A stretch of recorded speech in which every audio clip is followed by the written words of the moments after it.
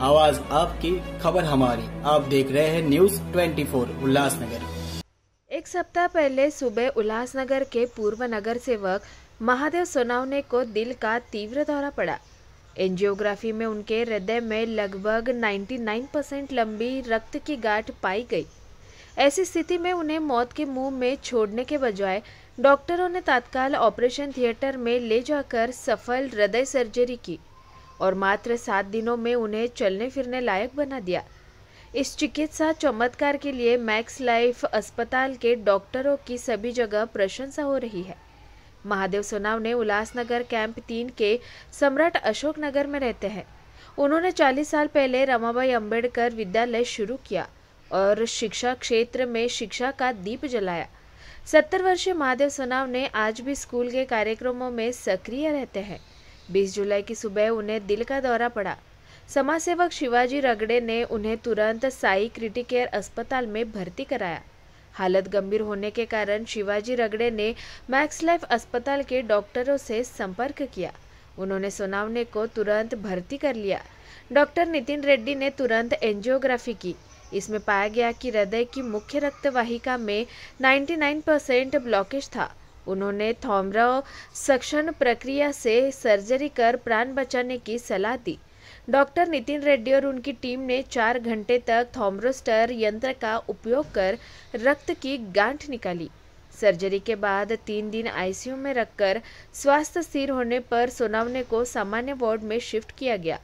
आज उन्हें घर भेजने की अनुमति दी गई। डॉक्टर रेड्डी ने कहा कि 7 दिन पहले मृत्युशैया पर रहे समाज सेवक को चलते हुए देखना गर्व का क्षण है। मेरा नाम डॉक्टर नितिन कुमार रेड्डी है। मैं इंटरवेंशनल कार्डियोलॉजिस्ट हूँ। मैं full time HN Reliance Foundation hospital Marine Lines में काम करता हूँ और मैं यहाँ पे नज़दीक में ही मेरा घर है। इसके लिए मैं शाम को यहाँ पे मैक्सी लाइफ हॉस्पिटल में भी कार्डियोलॉजी प्रैक्टिस करता हूँ। मैं यहाँ पे इंटरवेंशंस करता हूँ और हम यहाँ पे कई सारे प्रोसीजर्स करते हैं कार्डियक रिलेटेड, जैसे एंजियोप्लास्टी, एंजियोग्राफी और पेस मेकर्स, काफ़ी सारे प्रोसीजर्स करते हैं। टाइम आपने एक महादेव सोनावने जी का केस हैंडल किया है, बहुत क्रिटिकल केस था, जरा बताइए हाँ, उस केस के बारे में। गए हफ्ते हमारे पास एक 68 ईयर ओल्ड जेंटलमैन आए थे महादेव सोनावने नाम से। उनका केस ऐसा था कि वो जब आए थे तो एकदम लाइफ एंड डेथ सिचुएशन में आए थे। उनका बीपी रिकॉर्डेबल नहीं था। बीपी के लिए कई सारे मेडिसिन चलाने के बावजूद बीपी रिकॉर्डेबल नहीं था। चेस्ट पेन था। वेंटिलेटर पे गए थे, जो बाईपैप मास्क होता है, जो हाफ वेंटिलेटर था, उस मोड पे थे। और फिर हमने ऐसे सिचुएशन में, मतलब वो इतना भी स्टेबल नहीं थे कि मैं उनको मूव करके कार्डियक कैथ लैब पे लूँ, पर फिर मैंने एक डिसीजन लिया कि हम अगर कार्डियोलॉजिस्ट ऐसे ही पेशेंट को देखते देखते जाने दे तो फिर हमारा यूज़ क्या है। मैंने बोला रिस्क है तो हम रिस्क लेंगे, क्योंकि हमारा इंटेंशन है पेशेंट बचाना। तो हमने रिस्क लेके पेशेंट को आईसीयू से कार्डियक टेबल पे लिया, कैथ लैब में लिया with all the supports and ventilator. फिर हमने उनका एंजियोग्राफी किया। मैं आपको उनका एंजियोग्राफी दिखाता हूँ। ये जो एंजियोग्राफी में मैं दिखा रहा हूँ आपको, ये जो इनकी मेन नस है, यहाँ पे मैं आपको दिखाता हूँ। ये जो सबसे मेन नस है, ये वाली नस जो है वो सबसे बड़ी नस होती है। और ये नस के शुरू में ही इनको खून की गांठ जम गई थी, जो ऑलमोस्ट आर्टरी को 100% बंद की थी। इसे एलएडी कहते हैं, ये वाले जगह पे। और ये ऐसे जगह पे थी ये गांठ कि ये खून की गांठ थोड़ी भी सरक के अगर पीछे आएगी तो ये वाली भी नस बंद हो जाएगी और पेशेंट का ऑन टेबल डेथ हो सकता है। तो ऐसे चीज़ में अगर हम स्टेंट करते तो वो जो खून की गांठ है वो पीछे खिसक के बाकी नलियों में भी जाके फंस सकती थी। तो फिर टेबल पे डिसीजन लेना बहुत क्रिटिकल था कि ये पेशेंट में क्या करना है। अगर हम स्टेंट करते तो शायद वो ज़िंदा नहीं बचते, क्योंकि वो क्लॉट उड़ के बाकी और नसों में जाके फंस सकती थी। तो हमने एक स्पेशल टेक्नोलॉजी रहती है, उसे थ्रोम्बस्टर बोलते हैं, थ्रोम्बोसक्शन बोलते हैं। जैसे घर की वैक्यूम क्लीनर होती है, उसी तरह हमारे मेडिकल इक्विपमेंट में एक थ्रोम्बस्टर नाम की एक छोटी माइक्रो कैथेटर होती है। वो भी एक वैक्यूम क्लीनर जैसे ही काम करती है। तो वो इतनी छोटी नली होती है कि वो हार्ट के खून के नसों में जाती है। तो ये पूरे नस में हमने वो थ्रोम्बस्टर नाम की कैथेटर रख के वो पूरा थ्रोम्बस जो होता है वो सक करके निकाला। और टेबल पे जैसे ही सक किया, उनका ईसीजी नॉर्मल होना चालू हुआ, थोड़ा थोड़ा धीरे धीरे बीपी बढ़ना चालू हुआ। फिर हमने पूरा उसको 3-4 बार सक्शन करके पूरा क्लीन, जब आर्टरी पूरा थ्रोम्बस फ्री हो गया तो हमने उसको एकदम वापस क्लॉट ना बने उसके इंजेक्शन चालू करके उनको आईसीयू में शिफ्ट किया। और हमने उसमें स्टेंट नहीं करने का डिसीजन लिया। और आज जब हम पेशेंट को देख रहे हैं कि हमारा पेशेंट चल के घर जाने के लिए रेडी है, तो today we look back that हमने जो डिसीजन लिया बहुत सही लिया था, और हम मतलब बिना स्टेंट के भी उनको इतना अच्छा रिजल्ट दिया। अगर ये कुछ सिचुएशंस, ये स्पेशल केस है जहाँ पे अगर हम स्टेंट करते तो शायद पेशेंट का डेथ होता, क्योंकि वो खून की गांठ उड़ के दूसरी जगह पे चली जाती, इतने खून के। तो इसमें हमने थ्रोम्बोसक्शन नाम का टेक्नोलॉजी, इसके मैं आपको दिखा था थ्रोम्बोसक्शन करने के बाद कैसा था नस। तो ये देखिए, ये खून की गांठ थी इस नस में, यहाँ पे ये पूरी तरह से निकल गई है आफ्टर थ्रोम्बोसक्शन। ये पूरी खून की गांठ थी इस नस में। तो आप देख रहे हो यहाँ पे ये पूरा थ्रोम्बस हमने वैक्यूम क्लीनर से निकाल दिया और काफ़ी हद तक क्लियर हुआ, और जो छोटा मोटा ये बच गया था रेसिडुअल वो बाकी इंजेक्शन से क्लियर होता है।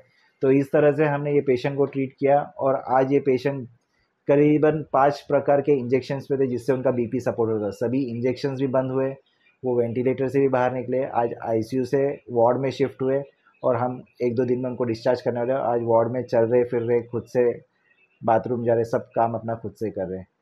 तो ये one of the special cases था जो मुझे आपको सर बताना। आप एक हार्ट स्पेशलिस्ट है, तो आप बताइए कि इस तरीके से बीमारी न होने के लिए लोगों ने किस तरीके से अपनी लाइफस्टाइल जीनी चाहिए। आजकल के अर्बन लाइफस्टाइल में और डिजिटल एरा में स्ट्रेस एक नंबर 1 कारण होता है, मेजरली हार्ट और स्ट्रोक प्रॉब्लम्स, ब्रेन के स्ट्रोक्स के लिए। तो मेजरली आपका नींद पूरा होना चाहिए। सेकंड आपका डाइट होता है, डाइट में आजकल लोग कहीं से भी कुछ भी उठा के जंक फूड या easy to ready to eat food खाते, वो आपको अवॉइड करना है। आपको होममेड फूड यूज़ करना है, डीप फ्राइड आइटम्स अवॉइड करना है, प्रॉपर स्लीप लेना है, प्रॉपर न्यूट्रिशन करना है, और उसी के साथ साथ आपको आपके खुद के बॉडी के लिए एक पर्टिकुलर एक्सरसाइज टाइम निकालना होता है। दिन में कम से कम हाफ एन आवर टाइम निकालना होता है। आई एम श्योर ये बहुत कम लोग करते हैं इंडिया में। उनको लगता है कि हम प्लेटफॉर्म पे चल रहे, भाग रहे, दौड़ रहे, ट्रेन पकड़ रहे, उसी में अपना एक्सरसाइज होता है। ऐसा नहीं होता है। ये आप काम पे जा रहे हो, आप प्लेटफॉर्म पे सीढ़ी उतर रहे हो, चढ़ रहे हो, वो एक्सरसाइज नहीं होता है। उसके अलावा आपको dedicatedly half an hour time निकालना है एक्सरसाइज के लिए, भले सुबह में या शाम में। शुरू ब्रिस्क वॉकिंग से करिए, धीरे धीरे उसको जॉगिंग पे लेके आ सकते हो। और एक योगा भी बहुत अच्छा होता है, people can resort to yoga also. तो ये सब चीज़ें अपने लाइफस्टाइल में मॉडिफिकेशन करना होता है। और हर एक पेशेंट को जो 40 या 50 प्लस में जाता है, उनको रूटीनली एक बार साल में कोलेस्ट्रॉल की चेकअप करानी चाहिए। ट्रेडमिल जो पट्टे पे भाग के जो ईसीजी निकालते, ट्रेडमिल स्ट्रेस टेस्ट करानी चाहिए। ये सब चीज़ें रूटीन इवैल्यूएशन करने से क्या होता है कि हमें ये जो हार्ट की बीमारी है बहुत इनिशियल स्टेज में पकड़ में आती है, और हम ऐसे मेजर अटैक आने से उसको प्रिवेंट कर सकते हैं आगे की जांच करके। सर कुछ गंदी आदतें ये हार्ट की बीमारी के लिए रीजनेबल रहती है, तो हार्ट की, देखो हार्ट डिसीज़ पहली बात है बिना आदतों के डायबिटीज़ पेशेंट्स में बहुत कॉमन है, तो आपको डायबिटीज़ प्रॉपर कंट्रोल करना है। और जैसे आप आदतों की बात बोले हैं, तो आदतों में सबसे मेजर होता है टोबैको, जिसे स्मोकिंग बोल सकते हैं, या फिर जो तंबाकू अपन खाते हैं, या खैनी, तंबाकू, गुटखा, ये सब चीज़ें बहुत नंबर 1 कॉज होती है हार्ट के प्रॉब्लम। ना कि बल्कि हार्ट की प्रॉब्लम, बल्कि स्ट्रोक और पैरालिसिस की प्रॉब्लम के लिए। वो सब चीज़ें जो होती है उसके अपन सेवन करने से खून गाढ़ा हो जाता है, खून गाढ़ा हो जाता है, और हर खून के नसों में जो एथेरोस्क्लेरोसिस की प्रोसेस होती है, जो गाढ़ चर्बी की गाढ़ बनती है, वो प्रोसेस को दुगना या तिगना स्पीड से बढ़ाता है। और ऐसे कम एजेस में आजकल हम देख रहे हैं कि 30, 22, 25 साल के लोगों को भी हार्ट अटैक आता है। ये सब इसी कारण की वजह से, व्यसन की वजह से, तंबाकू, गुटखा, खैनी। तुमच्या रुग्णालयाने उत्तम प्रकारे हँडल केले। तुम्ही उल्हासनगरवासियांना काय संदेश द्याल? मॅक्सी लाईफ हॉस्पिटल उल्हासनगरमध्ये KB रोडवर आहे, जे की 70 बेडेड आहे, आणि आपल्याकडे MD10 फिलिप्सची कॅथलॅब आहे, ज्याच्यामध्ये आपल्या उल्हासनगर शहरातील नामांकित व्यक्तिमत्व महादेव सोनवणे साहेब, संस्थाचालक, माजी नगरसेवक, एक उत्तम ज्यांनी आजपर्यंत लोकांना सहकार्य केले, यांना अचानकपणे 2 ते 3 दिवसापूर्वी हृदयाचा मोठ्या प्रमाणात अटॅक आला होता. त्याच्यामध्ये त्यांची अतिशय क्रिटिकल परिस्थिती होती, त्याच्यामध्ये BP त्यांचा लागत नव्हता. ते सकाळी पहाटे 4 वाजता हॉस्पिटलमध्ये आले, आणि तेव्हा त्याच टायमाला आमचे डॉक्टर नितीन रेड्डी जे कार्डिओलॉजिस्ट आहेत, त्यांनी त्याच मुमेंटला येऊन त्यांची अँजिओप्लास्टी केली, जी की अत्यंत किचकट स्वरूपाची प्रोसिजर होती. त्यांचा ब्लॉक जो होता तो अत्यंत किचकट होता, जो रेग्युलरपेक्षाही वेगळ्या प्रकारे असतो. ह्याच्यामध्ये पेशंटच्या जीवाला धोका खूप प्रमाणात होता, पण टाईमवर प्रोसिजर झाल्यामुळे पेशंटचा जीव आम्ही वाचवू शकलो. अशाच प्रकारे उल्हासनगरमध्ये भरपूर सारे व्यक्ती समाजासाठी काम करत असतात, पण त्याचबरोबर ते हेल्थकडे दुर्लक्ष करतात. पण उल्हासनगरच्या प्रत्येक शहरवाशासाठी, प्रत्येक समाजामध्ये काम करणाऱ्या व्यक्तीसाठी, त्यांच्यासोबत त्यांच्या हेल्थचं रक्षण करण्यासाठी, त्यांच्या हेल्थला, त्यांचा जीव वाचवण्यासाठी मॅक्सी लाईफ हे उल्हासनगरवासियांसोबत कायमस्वरूपी उभा आहे. कुठल्याही परिस्थितीत पेशंट असेल, कितीही सिरियस असेल, तरी पण मॅक्सी लाईफ प्रामाणिकपणे त्याला वाचवण्याचा पूर्णपणे प्रयत्न करेल. काय भावना आहे रुग्णालयाच्या स्टाफविषयी? हा जाणार आपण रुग्णालयाच्या स्टाफविषयी आणि डॉक्टरांविषयी. मी महादेव सोनवणे. 20 तारखेला मला अस्वस्थ वाटल्यामुळं मी क्रिटिकेअर हॉस्पिटलमध्ये सुरुवातीला प्रयत्न केले आणि त्याच्यानंतर मी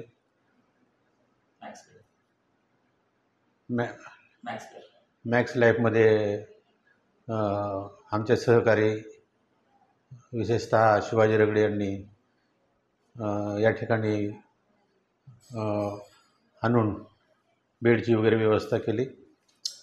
याच्यामध्ये मला एक गोष्ट जाणवली या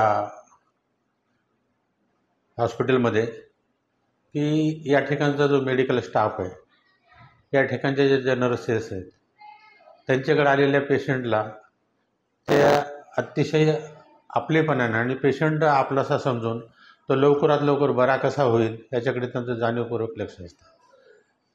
त्यात महत्त्वाचं म्हणजे ज्यांनी माझ्या हृदयाचं ऑपरेशन केलं ते नितीन रेड्डी यांनी अतिशय क्रिटिकल असा माझ्या शरीरामधला जो ब्लॉकेज होता तो यशस्वीरित्या काढला आणि त्याच्यामुळं ते आणि त्यांची टीम योग्यतेस पात्र आहेत आणि त्यांच्याकडून असेच अनेक चांगले कार्य घडत अनेक लोकांचे जीव त्यांच्याकडून वाचवत अशी शुभकामना मी व्यक्त करतो.